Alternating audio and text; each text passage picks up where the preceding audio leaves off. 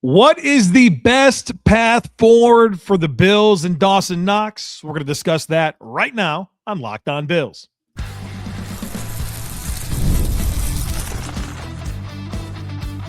You are Locked On Bills, your daily Buffalo Bills podcast. Part of the Locked On Podcast Network, your team every day. What's up, Bills Mafia? It's Joe Marino, host of Locked On Bills. That's Jerry Ostroski, 102-game starter for the Buffalo Bills, and we'd like to welcome you in and thank you for tuning in to this episode of Locked On Bills. Locked On Bills is a proud part of the Locked On Podcast Network, now the #1 sports podcast network. Well, folks, welcome in. Jerry and I have a couple of topics we want to dive into today. Later on, we'll get into Jim Leonhard's scheme and kind of compare it to Sean McDermott's scheme and maybe why Sean McDermott chose some of the things that he did and maybe where we're excited about how things will be different under Jim Leonhard. But I want to start with a conversation about Dawson Knox because it's very clear that the Bills have to do something here. The cap hit is around $18 million as things currently stand, and that's just not going to work. Dawson Knox is a good football player, but that is a number that won't really work. And the Bills have some flexibility with it, whether that's releasing him, extending him. We want to get into the plan, the right plan for Dawson Knox. So, Jerry, as we get into this Dawson Knox conversation, before we really kind of outline what we think is the right path forward, would love to just discuss his value and his importance to this football team. I think Dawson Knox is incredibly important to the Buffalo Bills. You know, leadership for one thing. He's been through it. He's a very good person. He's a hard worker. He's reliable, all those things. You look at his career in Buffalo, it's been nothing but good. And across the league in the NFL, there's a ton of veteran tight ends like him that really do good things for their teams, you know. You can see all kinds of examples across the league of tight ends that have been in the game quite a while that are still productive. I see that in Dawson Knox. I want him on this football team. He's incredibly valuable, especially with Kincaid. You know, it's a different skill set. You know, he's a guy that we've kind of got three extremes. We've got the guy that can flex out and run the routes, and maybe he's not as good of a blocker. You got the guy that's a hammerhead that can make all the blocks, and maybe he's not as great running routes. And then you got the guy in the middle, which is Dawson Knox, more like the old school tight end. So hopefully they find a way to get him here, but under the current situation, the current contract, just not advantageous for Brandon Beane and this franchise to keep him around at that price. They got to come up with a compromise. I'm sure there's some people listening that might think, okay, I hear you, Dawson Knox is valuable, but I do have the receiving extreme in Kincaid. I have the blocking extreme in Hawes. Do you have to have him? Is there a world where, of course, you wouldn't just not replace him? You would do something. You'd get another tight end in the room. But do the Bills have to have this level of a commitment to a player like Dawson Knox? Can they get cheaper here? I think they get cheaper with the guy they have. I don't think they have to go out and find one. I think if you find somebody that's comparable to Dawson Knox, you're probably going to have to pay more. I think you have to look at Knox and say, hey, this is a guy, and I hate to use these things, but it's life. This is big boy stuff. I mean, this is life, okay? He's got a wife who's from Buffalo. They had a young baby, probably wants to stay around her family and be there, right? So he's made quite a bit of money in his career. He has a chance to still make good money and also play with a guy like Josh Allen, who supposedly they're very good friends in a atmosphere in a franchise he's very familiar with in a new stadium. I don't see why he wouldn't want to help the franchise out and make this to where it's a win-win for both sides. Because if you go out and try to find a guy that's got Dawson Knox's type of ability right now, probably gonna have to pay more. Yeah. That's what you do in free agency, right? So I don't see them finding a guy, a vet, to bring in and save all this money. If they did anything, they'd probably have to draft another one. I like Kincaid, I like Hawes, but I'd be nervous about this tight end room without Dawson Knox because I do think he's essential for protecting yourself against Dalton Kincaid, who's had availability issues. It's nice to know that, Kincaid can't go. Well, at least we have Dawson Knox.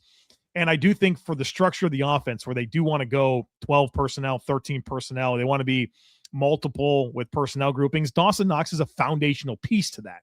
Yeah. And so I think for those reasons, plus high-end leadership. I love the way he talks about his teammates. I love the way he talks about Josh Allen. I love the way he's defended Dalton Kincaid. And he's been through a lot with the Bills as a third-round pick that was an immediate starter, had a nice glow-up, got a big contract. The next thing you know, they draft another tight end. He takes a lesser role. The receiving production kind of dipped, went back up this past year. I like kind of how whatever the Bills have needed him to do, he's done. And it's been a good development story. It's been a good draft pick by Brandon Beane, and I'd like to see him continue in Buffalo. So it does come down to the right plan. We've acknowledged he's not playing on this current cap number. So the Bills have some options here. They could release him.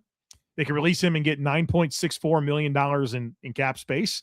Would be $7.4 million in dead cap, but that 9.6 in savings is real. The other thing they can do is extend him. They can extend him, and we don't even have to get into the terms of the deal, okay? I would assume it's around $8 million a season. I think that's probably the fair amount for Dawson Knox. It doesn't matter in terms of the cap savings that you would get through an extension. By extending Dawson Knox, the Bills can save up to $8.2 million regardless of what the terms of the new deal is. That feels right to me. I'd like to add a couple years to the deal, take more Dawson Knox now and in the future, and get $8.2 million in cap space right now. I feel like that's the cake and eat it too scenario. I totally agree with you. If you put him on the open market by cutting him, there's a chance he don't come back. There's a chance he makes quite a bit more as far as going to another team than what the Bills would be able to offer. I like the extension as well.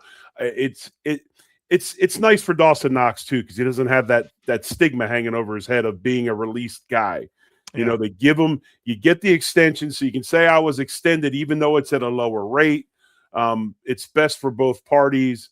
I agree with that. I think extending him is the way to go, and they should. I mean, the best thing about Dawson Knox is he's available. He's a reliable player. He's very seldom injured. He makes the plays he's supposed to make for the most part. He's very reliable. And those are the types of guys, those are cornerstone pieces in a franchise. And you can't have a team with just nothing but superstars. You got to have these Dawson Knox role players.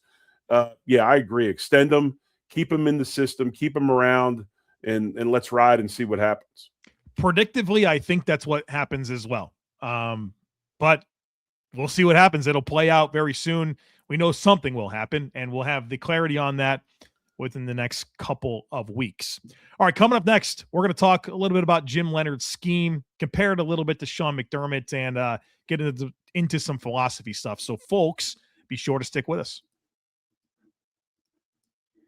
Ever wanted to experience the NBA Finals live and in person? Well, FanDuel is going to give you that chance to turn that dream into reality with their NBA sweepstakes. Here's how it works. Use your profit boost on any NBA future, and you'll automatically be entered for a shot to win an NBA Finals trip for two. That's right. Flights, tickets, the whole experience.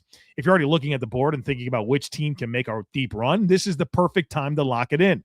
I love futures this time of year, whether it's picking a team to win the championship or grab a conference title. It adds that extra layer of excitement to every game down the stretch. And now, not only can your pick cash, but it can send you to the finals. Check it out. Visit FanDuel.com to get started. Use your profit boost on an NBA future and get entered for your chance to win a trip to the NBA Finals. Play your game with FanDuel, the official sports betting partner of the NBA.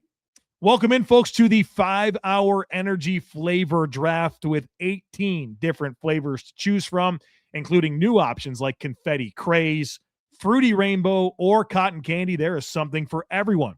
The draft is ready to go. The board is set. The flavors are ready. And I've got the number one pick in this 5-hour energy flavor draft. And my choice is berry. You get that big, bold berry flavor, slightly sweet, very fruity, that classic mixed berry flavor with notes of raspberry and blackberry. It's smooth, it's sweet, but it's not overly sugary. That's my number one pick. But when it comes to sleepers, don't sleep on strawberry banana. It's a classic combination that consistently delights. 5-hour energy shots give you a boost with zero sugar. Find your new favorite flavor of 5-hour energy shots available online at 5hourenergy.com or Amazon. All right, welcome back, folks. Joe Marino, Jerry Ostroski here. We have a question that we want to answer that was sent in by Charlie. And Charlie says there's a lot of noise lately about how the new defensive scheme is more flexible and able to use more diverse skill sets. Layman's take, it enables space eaters and bendy edge rushers at the cost of preferring bigger linebackers. Why would McDermott run a scheme that limits player types? It seems like with margins as thin as the NFL, it's crazy to limit the pass rush. So we've been hyping up this new scheme, and now it's time to answer the question. Well, if it's so great, why wasn't Sean McDermott more open to some of this? What's your thoughts on that, Jerry?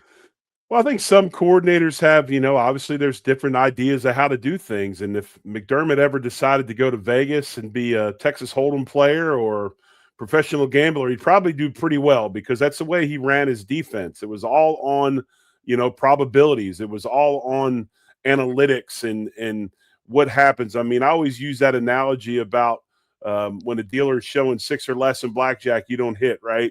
And that's kind of how McDermott runs his defense. It's a very, very analytically driven. He's playing probabilities, limiting the big play, keeping everything in front of you, control the controllables.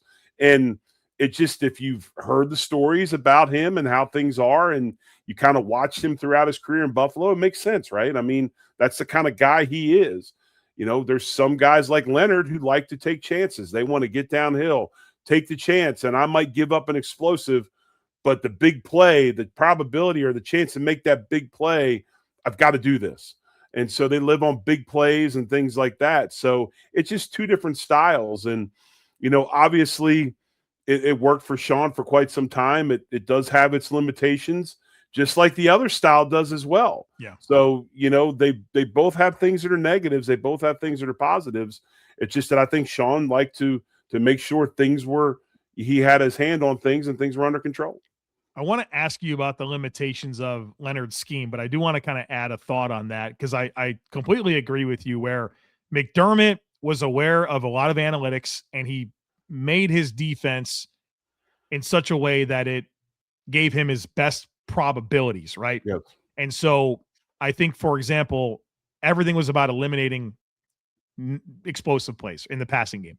And if you look at the numbers, if you get an explosive play in the passing game on a drive, an offense, your probability of scoring quadruples. So Sean McDermott sees something like that and says, okay, our number one priority needs to be not giving up explosive plays. And he was very good at that. That's true. They were great at not allowing explosive plays down the field. In fact, if you look metrically at like average depth of target against the Bills defense throughout the years, it's consistently towards the bottom of the league in terms of the least amount of yards per target that were attempted. So that was a key priority. And so because of that, we got to live in too high, right? We got to play split field safety. We can never be heavy in the box because more important than defending the run is making sure that you don't get explosives in the passing game. Also, if we're going to live in these structures, it means that it's going to challenge the patience of the quarterback. And we know that you want to kind of hunt and get those big plays. And if you do, guess what we're going to do? We're going to take away the football. And what was Sean McDermott's defense is very good at every year, taking away the football. So he leaned into these probabilities and it's defendable. Okay. It's defendable. It's not like it's garbage scheme.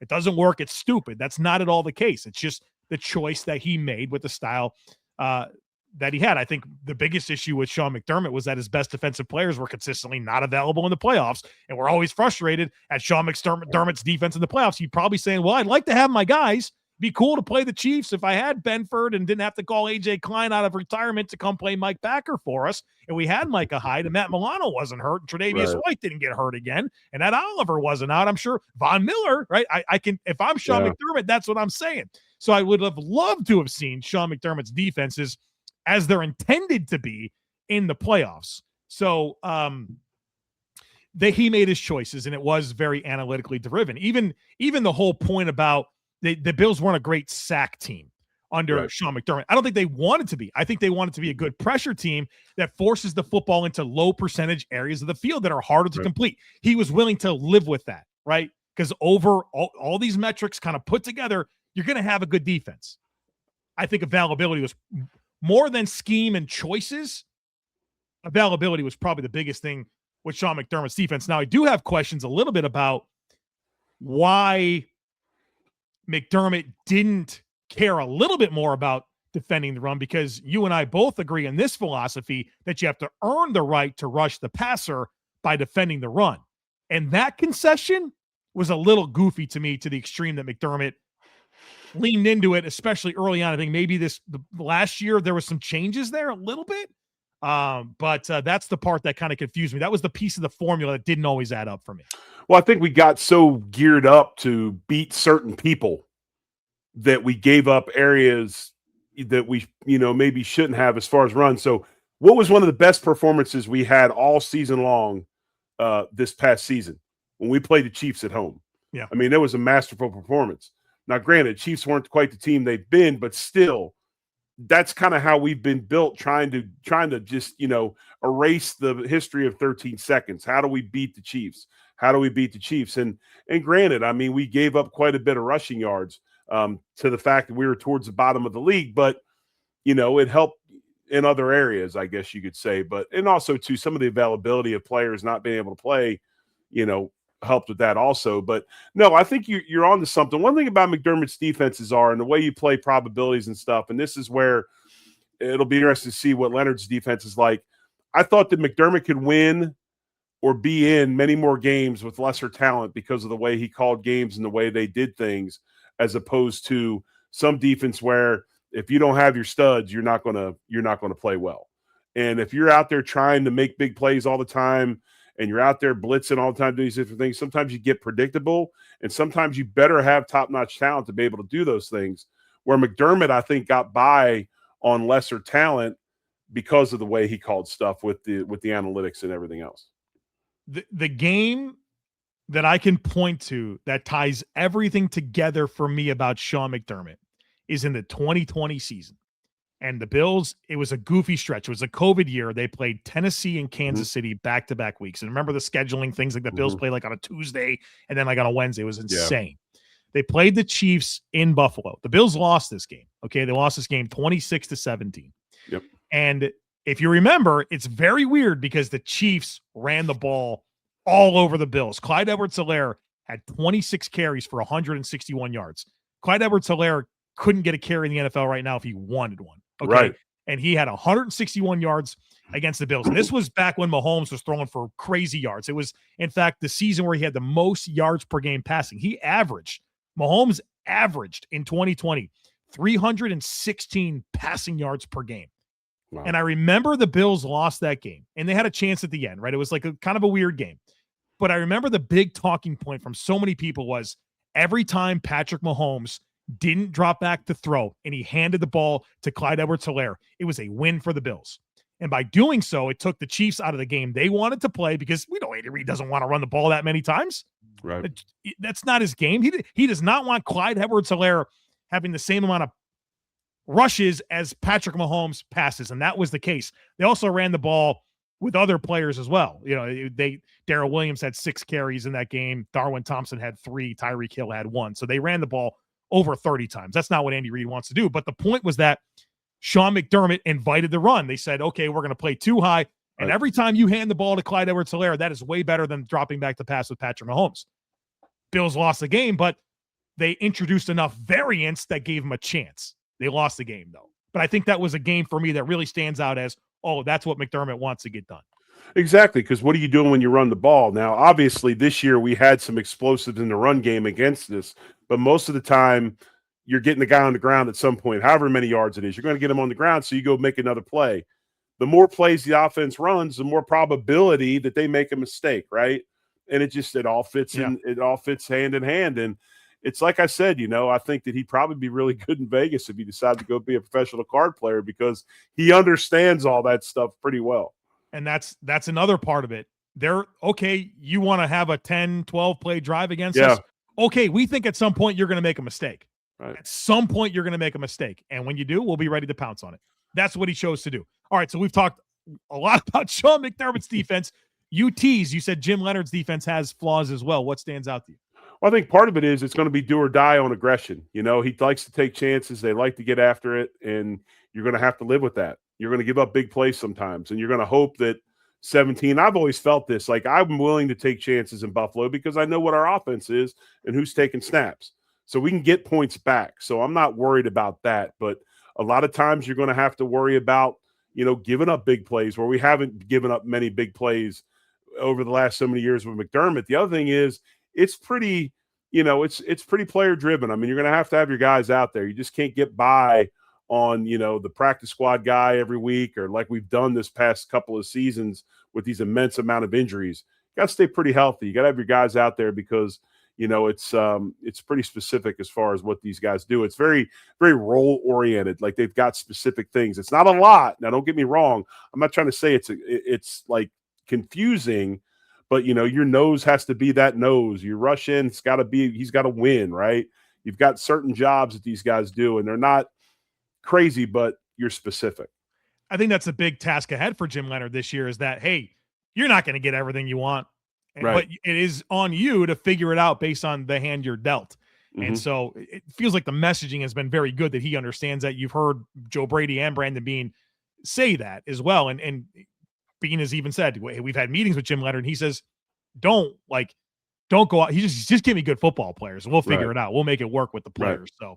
So it'll take a little time to see the whole, life, the whole idea of it come together. Yeah, and then also, too, I think he probably runs a little more single high safety stuff 100% as well. So, we talked about McDermott and what he did with the 2 high shell, but the rest of the league this is going to be a little bit of an anomaly going to a single high look, because this year I believe it's the first time that all teams, I think, ran 30% or the most, or the whole league in general was 30% higher, highest rate of 2 high shells. So, this is something we haven't seen that you're going to have to get used to. And once again, what does single high shell give you? Well, it gives those receivers a chance to get to those deep, halves, because you only got one guy in the middle, and it's a little bit different. But, you get by with cover 6 and cover 4 and those kind of things. All right. Well, that was a fun conversation there, Jerry Ostroski. I hope everyone enjoyed. We hope you'll come back. We got a lot of content in this feed. Yeah. Of course, the daily show that I deliver, Jerry and I delivering a second show, Bill Squad, a couple times a week. So don't miss it. Make sure that you're subscribed. Would love it if you took a second to rate, review, and share the podcast. Have a great rest of your day, and go Bills. Much love, folks. Go Bills.